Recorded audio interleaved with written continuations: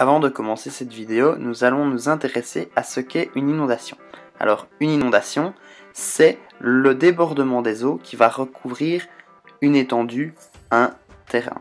Alors, quand on parle d'inondation, on remarque différentes conséquences en fonction du lieu où l'on se trouve.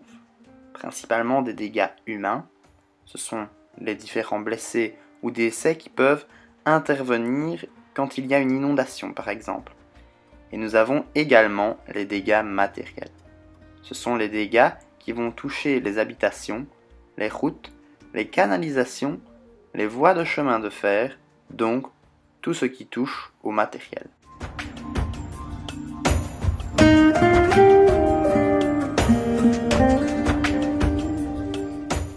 En fonction de ces conséquences, nous avons plusieurs cas de figure. Premier cas de figure, nous avons l'aléa. Alors ici sur ce schéma, nous voyons un cours d'eau qui n'est pas sorti de son lit. Le long de ces berges, il n'y a pas d'habitation, pas de population. Donc si le cours d'eau sort de son lit, il n'y aura pas de dégâts humains ou de dégâts matériels. Un aléa, c'est tout simplement un événement naturel qui, lorsqu'il se produit, ne provoque aucun dégât matériel ou dégât humain. Deuxième cas de figure, nous avons toujours notre cours d'eau qui ne déborde pas de son lit, et le long des berges, nous avons des habitations.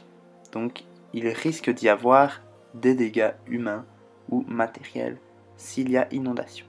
C'est ce qu'on appelle un risque. Alors, donc, nous avons nos habitations.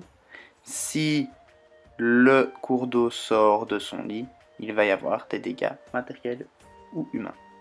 Donc, un risque, c'est un événement naturel qui, s'il se produit, provoque des dégâts matériels ou humains. Dernier cas de figure, la catastrophe.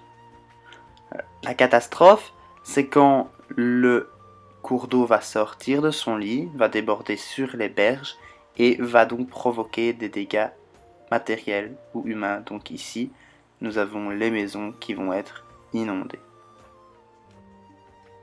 Donc une catastrophe, c'est un événement naturel qui va être subi et brutal et qui va provoquer des dégâts matériels et ou humains.